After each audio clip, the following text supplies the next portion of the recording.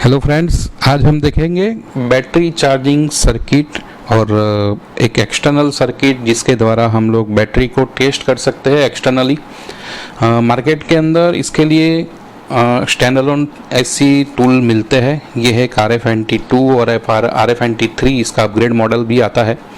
तो ये टूल तो एक स्टैंड अलोन टूल है जो बैटरी को टेस्ट करके देता है। इसके अंदर यहाँ से आप एक एडाप्टर लगा के और यहाँ पे चार्जिंग और डिस्चार्जिंग की क्रिया इसके द्वारा देख सकते हैं। लेकिन ये टूल थोड़ा कॉस्टली भी है और इसके अंदर साथ में ऐसे अलग अलग कनेक्टर भी आते हैं, जैसे कि आपको Dell, Sony, HP, Asus, Lenovo सभी लैपटॉप के लिए ऐसे अलग से कनेक्टर इसके साथ में आते हैं। लेकिन ये थोड़ा कॉस्टली है। तो अगर आपको एक होममेड टूल बनाना है जिसके अंदर आपको चाहिए एक SM बस इंटरफेस की एक किट, जो कि यहाँ पे मेरे पास में यहाँ पे है, और उसके लिए हमें एक सॉफ्टवेयर भी चाहिए होगा। मैं आपको आगे उसके लिए स्टेप बाय स्टेप बताऊंगा कि हमें कौन सा सॉफ्टवेयर यूज़ करना है। तो ये जो एक किट है, ये किट है CP2112 की किट है और ये एक SM बस इंटरफेस है। इसके अंदर HD और SCL की 2 पिनें हैं। आपको ग्राउंड यानी कि आपको ये 3 केबल आपको यहाँ पे ऐसे सोल्डर कर देनी है और आपको इस तरह से ऐसे कनेक्टर लगा देने हैं, एक ऐसी पिन लगा देनी है। आपको ये कहाँ से मिलेंगे? तो इसके लिए आपको कोई भी जो कार एसेसरीज़ वाले जो होते हैं या फिर जो कार की जो टैप वगैरह जो फिटिंग करने वाले रहते हैं, उनके पास से ऐसे कनेक्टर मिल जाते हैं। तो मैंने उसी कनेक्टर में से वायर निकाला हुआ है। तो ऐसी क्लिप आप निकाल लीजिए। तो ये हुआ हमारा एक SM बस इंटरफेस के लिए एक सर्किट, और इसके अंदर एक दिया है USB पोर्ट। इस USB पोर्ट को हमें लगाना है कंप्यूटर के साथ में, और इसी USB इंटरफेस से हमारा जो विंडोज़ के अंदर इसका एक सॉफ्टवेयर जो है, जिसके बारे में अभी हम लोग आगे देखने वाले हैं, उस सॉफ्टवेयर से इसके अंदर के HD और SCL का जो इन्फॉर्मेशन जो है वो हमारे कंप्यूटर को चली जाएगी।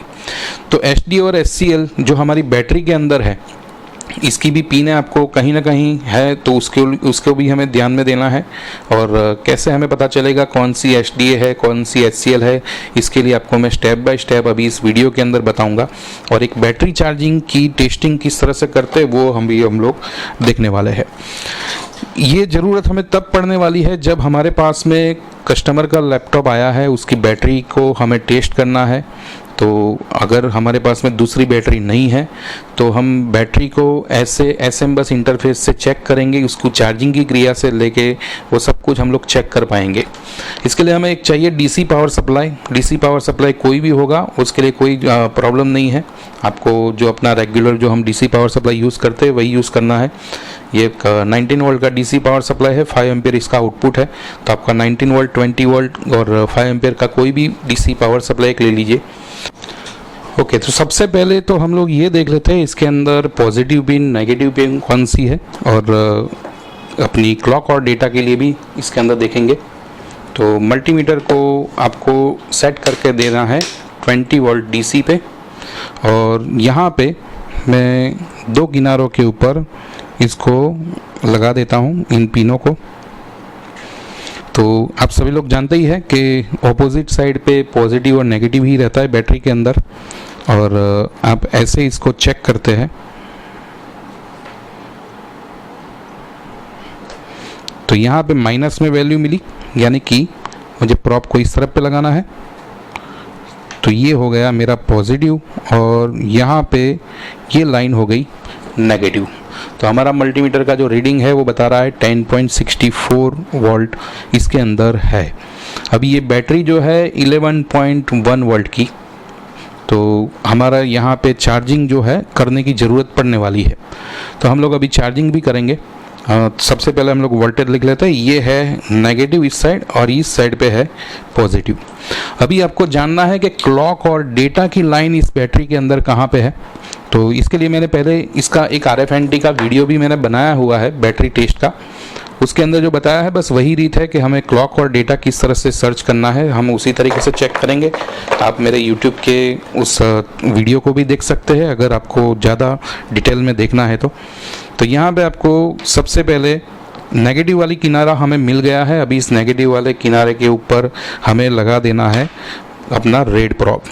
तो रेड प्रॉप यहाँ पे लगा दीजिए और रेड प्रॉब लगा के मल्टीमीटर को सेट करिए कंटिन्यूटी पे। आपको ध्यान में रखना है रेड प्रॉब लगाना है नेगेटिव पे। और अभी इस प्रॉब से अभी हम लोग चेक करेंगे। अभी मुझे मालूम है कि लास्ट में, क्योंकि अभी अभी हम लोगों ने सर्च कर लिया है कि यहाँ पे पॉजिटिव है, तो इस पिन को अभी उस तरफ पे नहीं टच करना है, बाकी की पिनों के ऊपर लेना है। तो मैं इसके बाद की जो पिन है उसके ऊपर टच करता हूँ, तो कंटिन्यूटी आ गई, यानी कि ये दोनों नेगेटिव है। तो हमारे ये दोनों पिनें बन गई नेगेटिव पिन। अभी हम लोग आगे देखते हैं। तो यहाँ पे मुझे एक वैल्यू मिली है, तो ये जो वैल्यू मिली है 596 ओम्स, तो इस पिन के ऊपर 596 ओम्स मिला है। और यहाँ पे इसके ऊपर भी आप मुझे करीब करीब वैसे ही ओम्स मिलेंगे, 594 596 ओम्स। तो ये दोनों है मेरी डेटा और क्लॉक। अभी मालूम नहीं है कि कौन सा डेटा है कौन सा क्लॉक है, तो वो प्रॉब्लम नहीं है, वो सॉफ्टवेयर से हमें पता चल जाएगा। आगे देखते हैं। आगे यहाँ पे देखेंगे तो आगे यहाँ पे एक हाई वैल्यू दिख रही है कि 1.8 किलो ओम्स की एक वैल्यू आ रही है। यहाँ पे ये हो गई अपनी टेम्परेचर के लिए। तो असूस और डेल, इन दोनों में ही हमें ज़्यादातर देखने को मिलेगी एक ऐसी पिन जो पिन है बीट लॉक पिन, यानी कि उसके बीट को हमें लॉक करना पड़ता है ग्राउंड के साथ में, उस वोल्टेज को ग्राउंड के साथ में हमें कनेक्ट करना पड़ता है, तभी जाके पॉजिटिव और नेगेटिव में वोल्टेज हमें दिखाई देंगे मल्टीमीटर से। लेकिन उसके अलावा सभी लैपटॉप की बैटरी के अंदर आपको एक डेटा और एक क्लॉक की पिन मिल जाएगी और एक टेम्परेचर के लिए पिन मिल जाएगी। तो वो हम लोग डेल का जब बैटरी आएगा तब डेल के लिए हम लोग देखेंगे। पहले फ़िलहाल अभी हम लोग यहाँ पे देख रहे हैं कि एसर का जो लैपटॉप है उसकी एक बैटरी है, तो इसके अंदर आपको एक क्लॉक मिल गई, एक डेटा मिल गई और एक टेम्परेचर मिल गई। अभी हमें ज़रूरत है सिर्फ और सिर्फ इस डेटा और क्लॉक दो पिनों की, क्योंकि हमें यहीं पे हमारी जो पीसीबी है, टेस्टर हमारा जो है वो यहीं पे हमें लगाना है। अभी इसके अंदर अभी आपका HDA और SCL ये दो पिनें हैं, तो इन दोनों पिनों को आप यहाँ पे लगा दीजिए। आप कहीं पे भी लगाइए, अभी कोई फ़िलहाल कोई प्रॉब्लम नहीं है, क्योंकि सॉफ्टवेयर में अगर बैटरी डिटेक्ट नहीं होती है तब हम ये करेंगे, इसको हम लोग इंटरनली चेंज कर देंगे, तो इससे कोई प्रॉब्लम नहीं होने वाला। तो आप अभी फ़िलहाल के लिए तो कैसे भी लगा दो। अब मैंने यहाँ पे HDA के लिए यहाँ पे लगाया और SCL के लिए मैंने यहाँ पे लगाया, यानी कि दो पिन मैंने छोड़ के लगा दिया। अभी ये जो है इसको भी आप लगा दो ग्राउंड के साथ में, ब्लैक जो है वो। अभी ये जो है ब्लैक, तो यहाँ पे पीसीबी के अंदर ब्लैक यानी कि दोनों ग्राउंड एक ही जगह पे सोल्डर है, तो ये चला जाएगा मेरा डीसी पावर सप्लाई में। तो यहाँ पे ये डीसी पावर सप्लाई के लिए हो गया। अभी मैं यहाँ से मल्टीमीटर ले लेता हूँ। अभी हमें ये पता चल गया है कि क्लॉक कहाँ पे है, डेटा की लाइन और क्लॉक की लाइन कहाँ पे लोकेटेड है और पॉजिटिव कहाँ पे है। अभी पॉजिटिव के लिए, तो पॉजिटिव के लिए ये है कि एक केबल मैंने बनाया हुआ है और एक आपको डायोड लगा देना है। तो यहाँ पे मैंने एक डायोड लगा के रखा हुआ है। ये डायोड जो है 2.5 एम्पियर का है, तो आपको भी ये ध्यान में रखना है कि आपको 2.5 एम्पियर का डायोड लेना है। आपको ये SMBS में से मिल जाएगा। अगर ये 2.5 एम्पियर का है या क्या कौन से कितने एम्पियर का है, तो उसके लिए आप उसका जो नंबर है उसके लिए उसकी डेटा शीट को देख लीजिए। तो डेटा शीट से भी आपको पता चल जाएगा कि ये डायोड कितने एम्पियर का है। तो उसके लिए भी मैं आपको आगे बताऊंगा ये डायोड के बारे में कि मैंने कौन सा डायोड लिया हुआ है। तो इस डायोड को इस तरह से मैंने लगाया है कि इसका जो कैथोड है वो कैथोड पिन की साइड, और पॉजिटिव वोल्टेज का जो इनपुट है वो दिया है एनोड के साथ में। तो ये डायोड की ज़रूरत क्या है, तो डायोड की ज़रूरत इसलिए है कि जब आप डीसी पावर सप्लाई के साथ में इसको कनेक्ट करेंगे तब बैटरी के वोल्टेज डीसी पावर सप्लाई की ओर ना जाए, उसके प्रोटेक्शन के लिए मैंने यहाँ पे डायोड लगाया हुआ है। और जैसे कि आप जानते हैं कि डायोड के अंदर 0.7 वोल्ट का VF इसके अंदर से लगेगा, यानी कि मैं यहाँ से इनपुट करूँगा 12 वोल्ट, तो यहाँ से आउटपुट जो निकलेगा वो निकलेगा 11.3 वोल्ट। तो वो भी हमें सॉफ्टवेयर बता देगा। मेरा मीटर जो है यहाँ पे 12 वोल्ट बताएगा, लेकिन मेरा जो सॉफ्टवेयर जो है वो 11.3 वोल्ट इनपुट बैटरी में हो रहा है वैसा बताएगा। तो वो सब चीज़ों को भी हम लोग ध्यान में रखेंगे। तो वहाँ पे वोल्टेज का डिफरेंस आता है, तो आपको समझना है कि यहाँ पे डायोड का VF लग रहा है। तो हर एक डायोड का एक VF लगता है। जर्मेनियम और सिलिकॉन दोनों दो तरह के डायोड आते हैं, जिसके अंदर डायोड के आधार पे वो अलग अलग VF लगाएगा। तो यहाँ पे 0.3 का VF लग सकता है, 0.7 का लग सकता है। तो वो जर्मेनियम और सिलिकॉन है, इस तरह से हमें देखना है।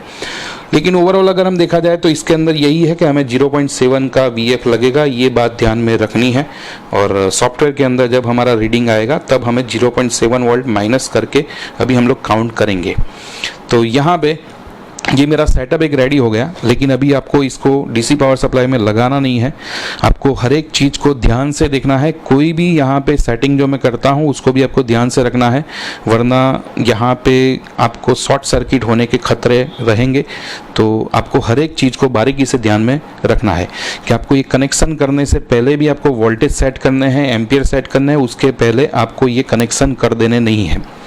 तो यहाँ पे बैटरी चार्जिंग के लिए कैसे होगा, तो यहाँ पे 11.1 वोल्ट की बैटरी है, तो आपको 1 वोल्ट ज़्यादा देना पड़ेगा। तो मैं अभी इस वोल्ट नॉब से मैं यहाँ पे इस डीसी पावर सप्लाई को मैं सेट कर देता हूँ। तो 19 वोल्ट का हम लोग सबसे पहले बना देते हैं 12 वोल्ट। तो यहाँ पे मैं बना दिया है मैंने अभी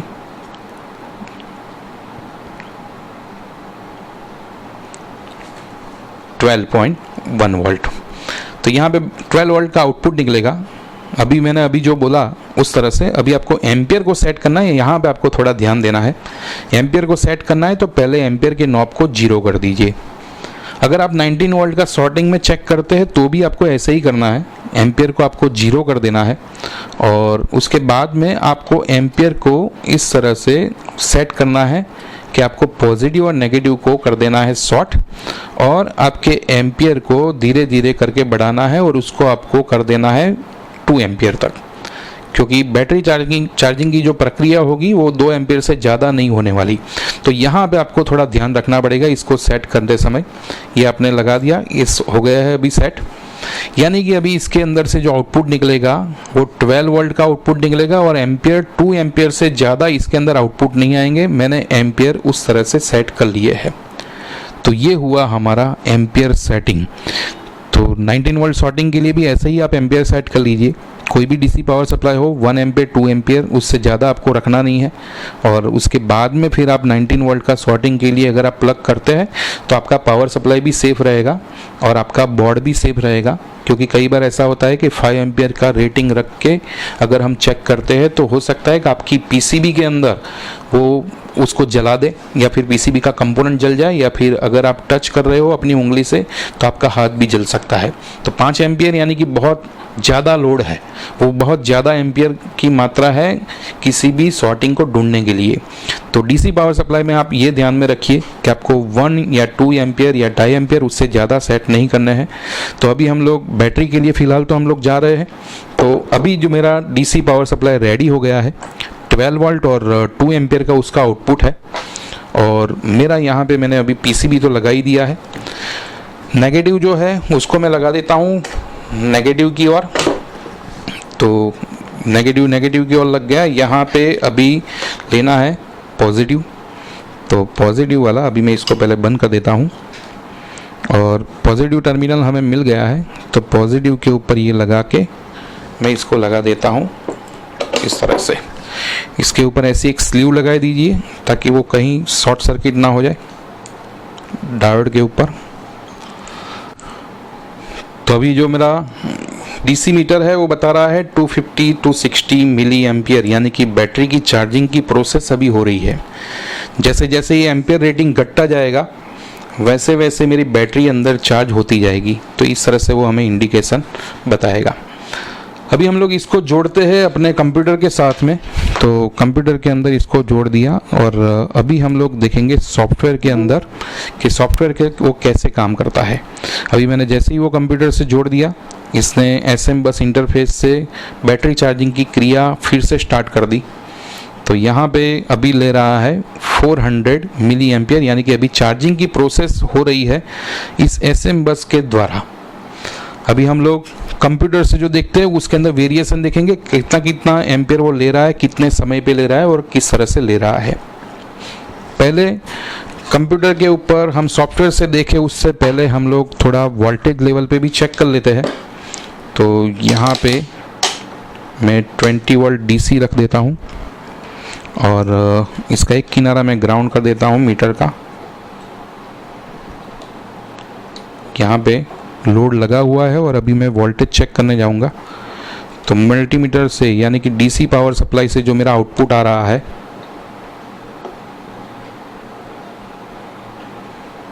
11.97, लेकिन उसके डायोड के बाद हो गया 11.1। तो इसने 0.7 0.8 का VF लगाया है। तो अभी जो मेरा सॉफ्टवेयर है वो बताएगा मेरा ये वैल्यू जो मेरा मल्टीमीटर अभी आपको बता रहा है। तो आपको ये ध्यान में रखना है कि आपका सॉफ्टवेयर बताएगा 11.16, हालांकि हमने आउटपुट किया है 11.9। तो इस तरह से अभी हम लोग सॉफ्टवेयर में चले जाते हैं।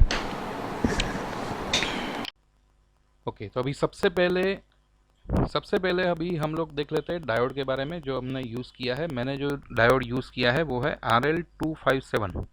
तो एक सिलिकॉन डायोड है और 2.5 एम्पियर का ये डायोड है। तो हम इस डायोड को यूज़ कर रहे हैं। अभी इसके अंदर जो मैंने बताया वैसे डायोड कोई भी होगा वो VF लगाएगा।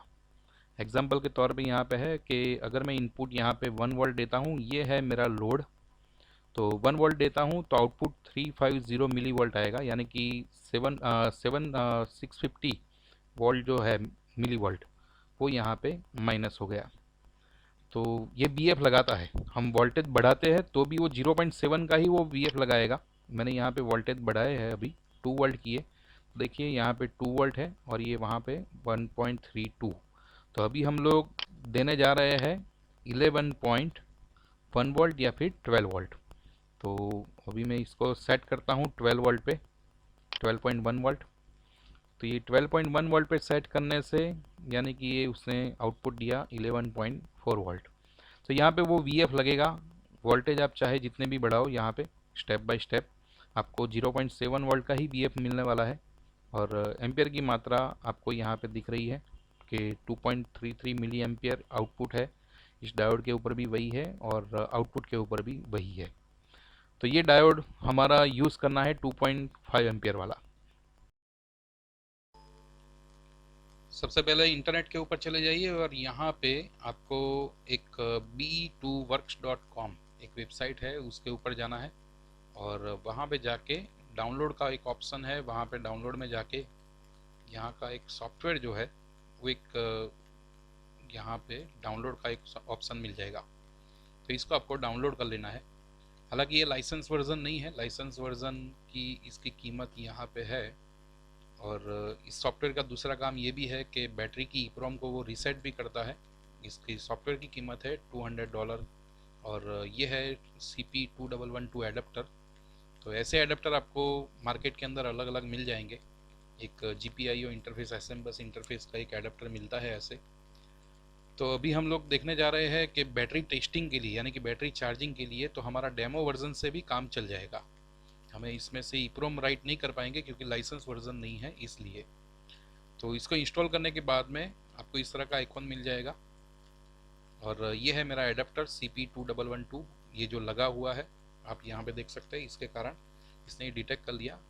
इसको करिए ओके। ओके करने से वो डिटेक्शन में आएगा और इस तरह से एक मेनू आ जाएगा। अभी मैंने DC पावर सप्लाई जो है वो ऑन नहीं किया है, इसको अभी ऑन करने की ज़रूरत नहीं है। सबसे पहले हम लोग बैटरी की इन्फॉर्मेशन ले लेते हैं।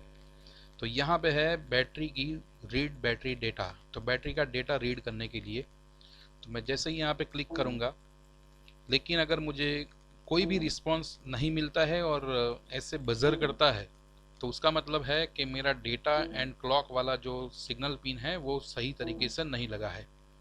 इसको मैं अभी कर देता हूँ स्टॉप, या फिर आप स्टॉप नहीं करेंगे और डायरेक्ट यहाँ पे डेटा और क्लॉक की जो लाइन है उसको इंटरचेंज कर लीजिए।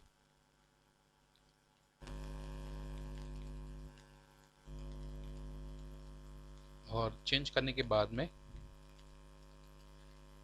फिर से आप रीड डेटा के लिए। तो यहाँ पे देखिए इसने रीड कर लिया।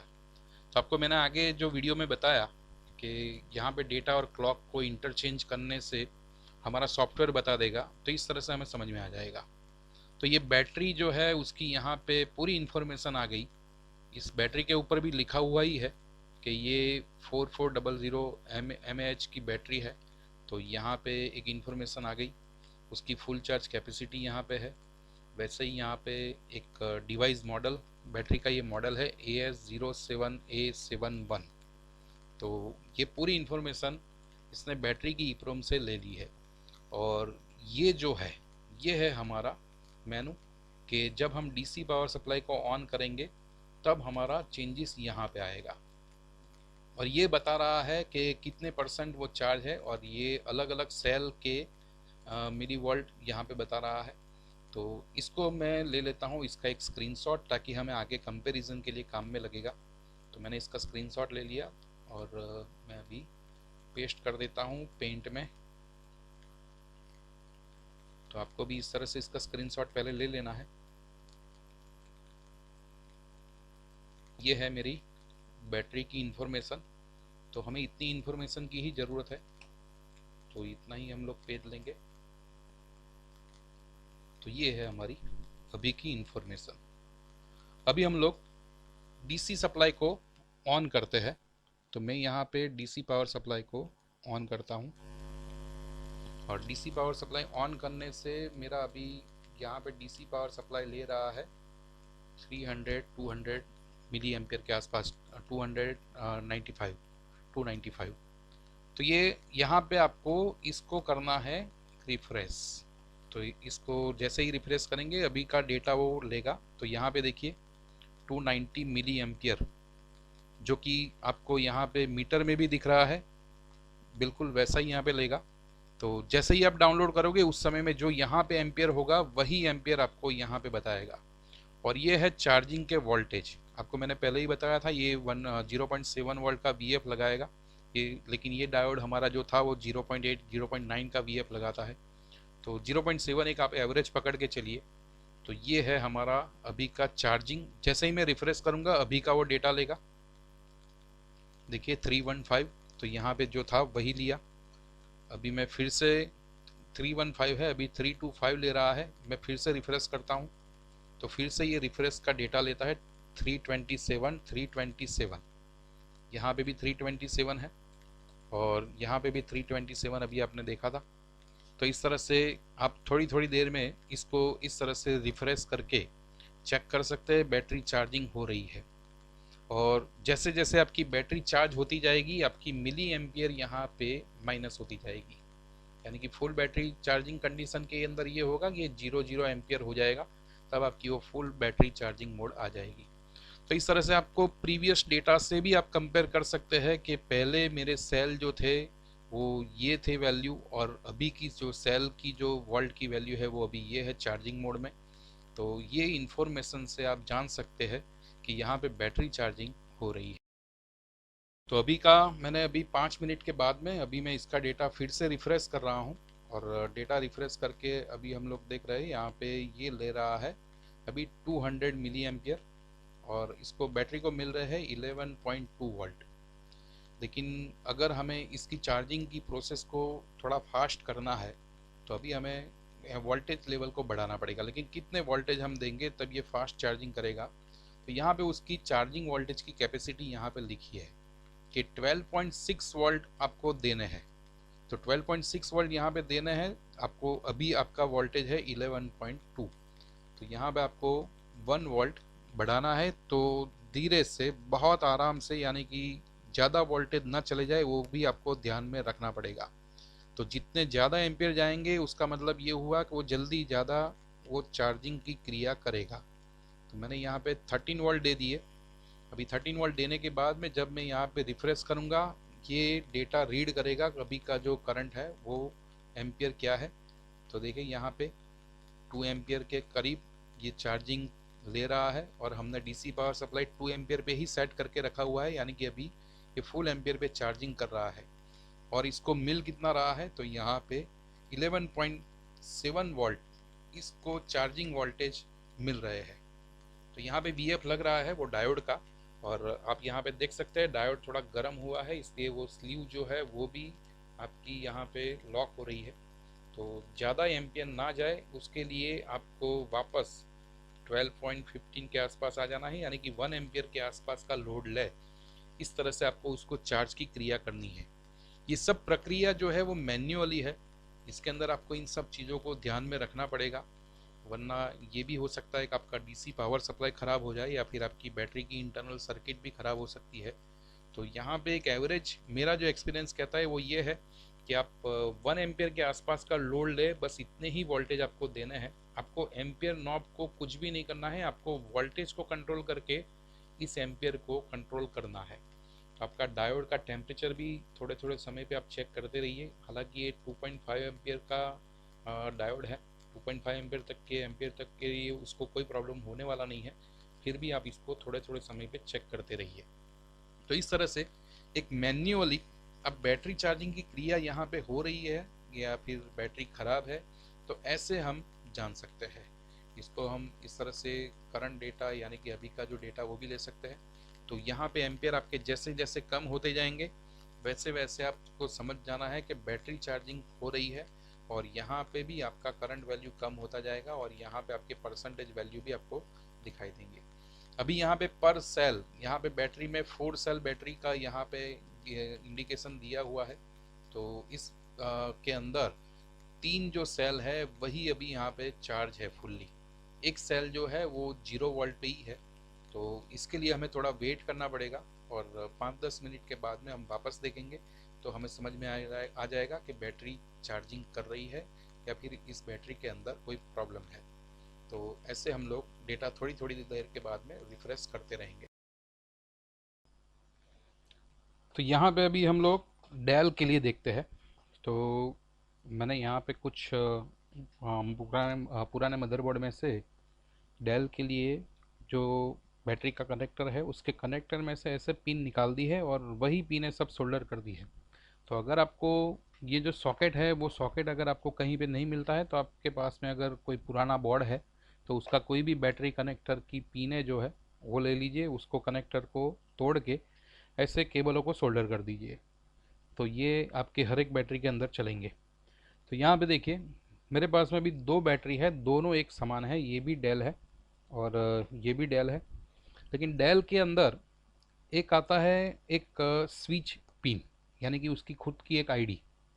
तो वो स्विच इस तरह से है कि इस तरफ से अगर हम देखते हैं तो नेगेटिव जो होता है, नेगेटिव से 1 2 3 और 4 4 नंबर जो है वहाँ पे उसकी स्विच होती है। तो इसको हम लोग अभी, अब मैंने स्विच नहीं लगाया है और स्विच ना लगा के अभी मैं प्रोग्राम चालू करता हूँ और देखते हैं कि उसके अंदर डिटेक्शन में क्या आता है। तो ये एक ऑप्शनल है, यानी कि हर एक डेल के अंदर ऐसी स्विच होगी ऐसा ज़रूरी भी नहीं है। तो पहले तो हम लोग सॉफ्टवेयर भी स्टार्ट कर देते हैं। तो डेल के लिए यहाँ पे कई कई मॉडलों के अंदर स्विच का यूज़ किया है लेकिन वो एक ऑप्शनल है। तो यहाँ पे एक मेरा अभी सॉफ्टवेयर मैंने स्टार्ट किया है। जैसे ही मैं बैटरी के लिए रीड करता हूँ मुझे यहाँ पे एक बज़र आ रहा है।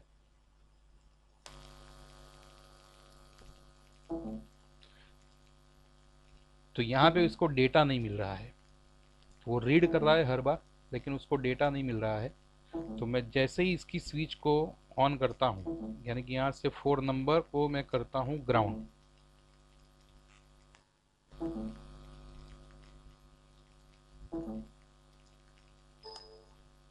तो ग्राउंड करने से उसने तुरंत रीड कर लिया। तो इस तरह से इसके अंदर ये स्विच आती है, ये स्विच काम करती है। लेकिन अभी जो मैंने बताया वैसे कि हर एक के लिए ज़रूरी नहीं है, ये एक ऑप्शनल स्विच है। हर एक लैपटॉप के अंदर यानी कि हर एक डेल की बैटरी के अंदर आएगा ऐसा ज़रूरी नहीं है। तो ये एक ऑप्शनल स्विच रहेगी। मेरे पास में दूसरी भी बैटरी है, उस दूसरी बैटरी को भी अभी हम लोग देख लेते हैं जिसके अंदर स्विच नहीं है, स्विच का फंक्शन उसके अंदर यूज़ नहीं किया है। तो इसके अंदर यानी कि ये डेल की बैटरी के अंदर मैं वो स्विच को जंपर नहीं करूँगा तो भी मेरी बैटरी डिटेक्ट कर लेगी। अभी इसकी कंडीशन देख लेते हैं। इसकी कंडीशन क्या है कि अभी चार्जिंग के पॉइंट के ऊपर मैंने रखा हुआ है 13.75 और मेरा जो वोल्टेज की जो ज़रूरत है, तो यहाँ पे आप रीड कर सकते हैं कि इसको ज़रूरत है 12.600, यानी कि मेरा अभी इस मीटर को मैं सेट कर देता हूँ 13 वोल्ट के करीब। और अभी मैं इसका पॉजिटिव किनारा जो है वो मैं इसके पॉजिटिव किनारे पे दे देता हूँ, तो मीटर जो है वो मेरा अभी बता देगा।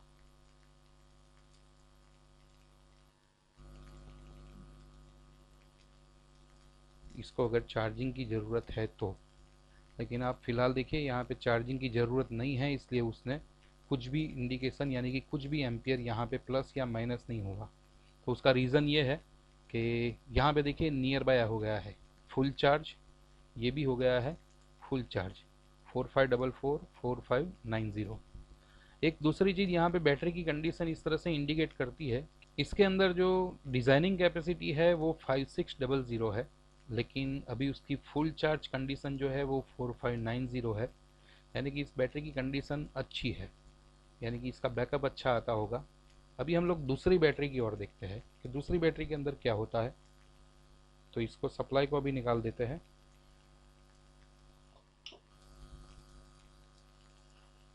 और डेटा और क्लॉक वैसा का वैसा ही इसके अंदर लगेगा। सभी डेल की बैटरी के अंदर आपको डेटा और क्लॉक इसी पिन पे लगेगा। बैटरी कोई भी हो आपका, अगर इतने पिनों का कनेक्टर है तो आपको इस तरह से ही डेटा और क्लॉक की पिनें लगने वाली है। अभी इसको हम लोग रीड करते हैं, तो देखिए यहाँ पे इंडिकेशन बदल गया, लेकिन यहाँ पे मुझे वो जो हम लोगों ने स्विच लगाई थी, ये स्विच लगाने की ज़रूरत नहीं पड़ी। हालांकि ये भी डेल की ही बैटरी है, एक कंपेटिबल बैटरी है, तो ऐसा ज़रूरी नहीं है कि आपको हर एक डेल की बैटरी में या फिर कंपेटिबल बैटरी में स्विच का ऑप्शन मिले। डेल के ब्रांडेड में ज़्यादातर मिल ही जाती है, लेकिन कंपेटिबल में शायद आपको वो स्विच का फंक्शन नहीं मिलेगा। तो इस तरह से हमारी अभी ये दूसरी बैटरी है। अभी इसकी कंडीशन देखिए, इसकी कैपेसिटी फुल चार्ज की जो है वो है 1859, यानी कि बैटरी तो वर्किंग है लेकिन इसकी कैपेसिटी जो है वो हाफ हो गई है। तो इस तरह से इसकी फुल चार्ज कैपेसिटी जैसे जैसे कम होती जाती है वैसे वैसे इस बैटरी का फंक्शन धीरा होता जाता है, यानी कि उसका बैकअप देने का समय जो है वो कम होता जाता है। और इसकी कंडीशन एक ऐसी है कि अभी ये चार्जिंग मोड नहीं है, पूरी 82% ही है अभी चार्ज ये। और इसकी रिमेनिंग कैपेसिटी इतनी है कि 1522 mAh इतना करंट इसके अंदर रिमेनिंग है, यानी कि इसका इतना स्टोर वो कर सकता है। तो अभी हम लोग वोल्टेज को देते हैं इसके ऊपर, और मैं मीटर स्टार्ट करता हूँ। तो जैसे ही मैंने मीटर स्टार्ट किया, अभी देखिए यहाँ पे 141 इतना वो ले रहा है मिली एम्पियर। मैं इसको रिफ्रेश करता हूँ तो देखिए यहाँ पे 140। तो इस तरह से अभी ये चार्जिंग मोड पे आ गया। अब ये बैटरी चार्ज होगी, और ये बैटरी चार्ज होके हमारा ये पूरा जो एम एच जो है वो इतना हो जाएगा, तब ये 100% हो जाएगा। और वैसे ही ये सेल 1 2 3 ये तीनों के तीनों भी हमारे वोल्टेज यहाँ पे बढ़ जाएंगे। अगर आप इन तीन सेलों का टोटल करेंगे तो इन तीनों सेलों का टोटल जो होगा, यानी कि इन तीनों सेलों के मिली वोल्ट जो होगा उसका टोटल ये टोटल बनेगा। तो इस तरह से हमें इसको नियर बाय ले आना है। जैसे कि अभी मैं आपको बताता हूँ फुल चार्ज बैटरी होगी तो उसके अंदर किस तरह से वो बताता है। तो ये है 1266, और हमें जाना है 1 to 400 या 500 मिली वोल्ट तक। तो इतना अगर वो आ जाता है तो वो 100% चार्ज हो जाएगी।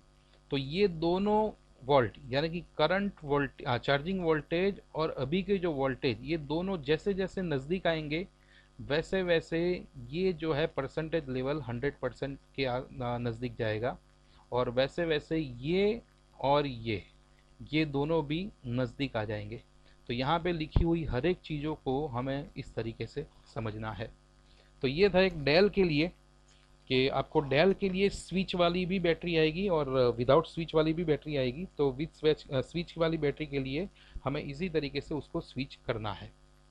तो अगर आपको ये क्या नहीं पता है कि इसकी स्विच कैसी है, तो आप इंटरनेट के अंदर गूगल के अंदर भी सर्च करके देख सकते हैं। तो यहाँ पे देखिए स्विच है, तो ये ऑप्शनल है, normally off, turn on by connecting to ground, यानी कि इसको ग्राउंड करने से ही वो ऑन होगा। बाय डिफ़ॉल्ट जो होता है वो ऑफ रहता है। और ये है डेटा, क्लॉक, थर्मिस्टर और पॉजिटिव और नेगेटिव सप्लाई। तो इस तरह से आपको डेल के लिए इस तरह की स्विच के लिए ध्यान में रखना है। तो ऐसी स्विच आपको असूस के लैपटॉप के बैटरी के अंदर भी मिल जाएगी। बाकी के जो लैपटॉप है तोशिबा या फिर एचपी या फिर एसर, तो इन सब लैपटॉपों के अंदर आपको ऐसी स्विच की ज़रूरत नहीं पड़ने वाली। अभी फुल चार्ज कैपेसिटी को हम लोग कैसे चेक करेंगे, तो उसके लिए यहाँ पे है मेरे पास में एक डेल का बैटरी, और ये अभी फुल चार्ज है। तो ये हम कैसे जानेंगे, तो यहाँ पे देखिए उसकी फुल चार्ज कैपेसिटी क्या है, 1859 mAh। और अभी यहाँ पे रिमेनिंग कैपेसिटी भी उतनी की उतनी है, यानी कि दोनों सिमिलर हो गई। तो इसका मतलब ये हुआ कि फुल चार्ज हो गई। दूसरा, इसके अंदर एक इंडिकेशन यहाँ पे भी दिखता है कि हम चार्जिंग वोल्टेज इतना देना है हमें, लेकिन अभी जो वोल्टेज है वो इतना हो गया, यानी कि इन दोनों के बीच का डिफरेंस भी बहुत कम रह गया है, यानी कि ये भी एक फुल चार्ज कंडीशन है। यहाँ पे करंट कैपेसिटी भी देखिए, अभी करंट 0 मिली एम्पियर ले रहा है, मेरा डीसी मीटर जो है वो भी 0 मिली एम्पियर ही है, यानी कि अभी चार्जिंग बंद हो गई है। तो ये भी एक 0 मिली एम्पियर देखिए यहाँ पे रिक्वायरमेंट, और ये यहाँ पे अभी करंट, यानी कि ये भी दोनों 0 0 हो गए, यानी कि ये भी 100% चार्ज हो गई।